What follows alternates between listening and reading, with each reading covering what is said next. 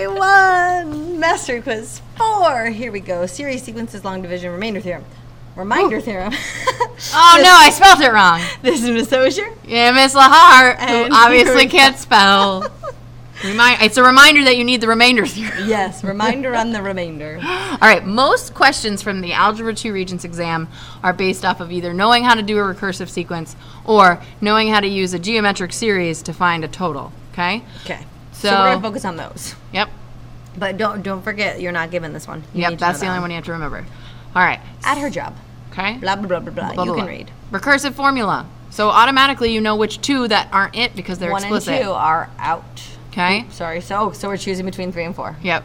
And then looking at 3 and 4, the difference is a(n-1) and a+1. So remember, a(n-1) is the term before, and that's what you're always substituting into a recursive formula. Right. So if I plugged in, like I wanted a sub 2, if I plug that in, I'm plugging in a sub 3, but I don't know what a sub 3 is, so I can't really do it now, can I? No, I sure can't. So just pay attention to verbiage. Boom. I mean, that looks like a real big scary problem, but it's literally just, term before recursive, done. Right.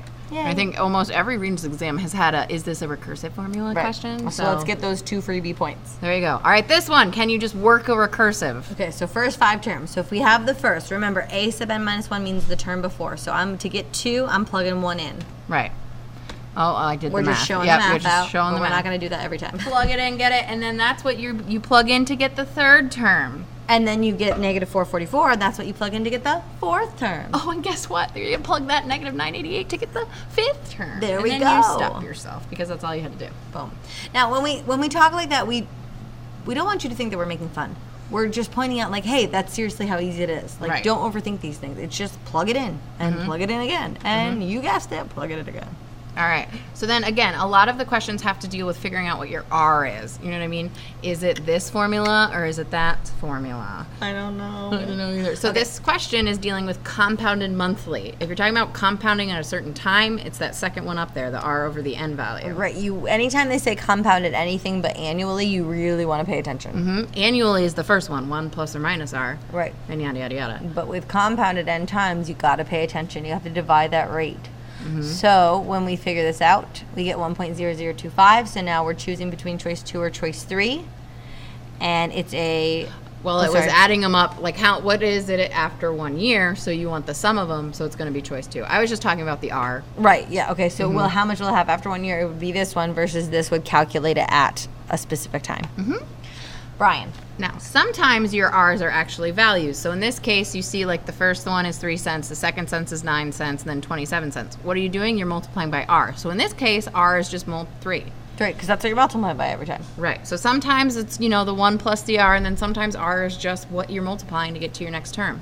So now we want it at the end of the 20th day. So if I'm I don't using... really solve it. I oh, we think don't this was solve it. just Okay, we're talking about it. the R. Great, perfect. Find the R. The pirate's favorite variable. R.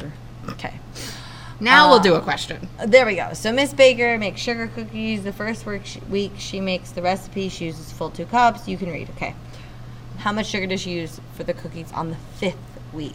Okay. Each time she's going down by 1/3 of a cup. So that means how much does she actually have left of that? The 2/3. The 2/3. So you kind of sometimes have to think about your R.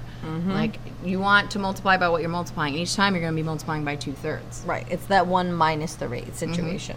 Okay. Yep. So then you do the math. And do the math. And that's it. Do the math. The nice thing about geometric series, in my personal opinion, is that you don't actually need that term to plug it in. You just need the first term and your rate, and you're good to go. So 5.2 cups of sugar. That's a lot of sugar. Yeah, but that's after how many weeks? All right, those are all the steps for long division. We're not going to read them to you because you can read them yourselves. Okay, draw it out. Boom. Did you know that it doesn't have... Anyway, Yeah. that's just a symbol. Square root is not. We meant a divide. Yeah. Okay. Highest value into highest value. X to x to the 4th, x cubed times. Remember, you can do the work on the side if you want to. Yep. Bring it down. You're going to switch the sign because you're going to actually subtract what it is. Multiply and bring it down. Then do it again. Negative 2x cubed divided by the x is going to give you negative 2x, and then you keep going. X goes into negative 2x. Oh, sorry. You multiply, changing both the signs, subtract down, and keep going. X into negative 5x times. Boom, boom, boom, boom, boom. Multiply, change your signs, add it down, It's the same process over and over and over, but you just got to remember the process. And then when you have the remainder, You need to write it over what you're dividing by. Yes. Well, this is not elementary school where you put the remainder is. R negative 3. No. No, can't do that. Not okay. They'll laugh at you. Okay. All right, remainder theorem. It's an Plug easy theorem. in the 0. Remember, if this is a factor,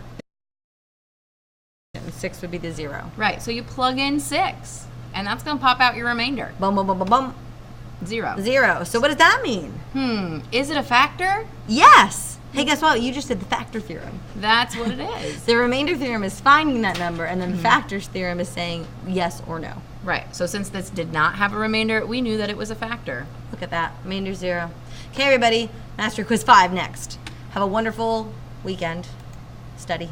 Study, study, study. Or do some Regents exams. Yep. Actually.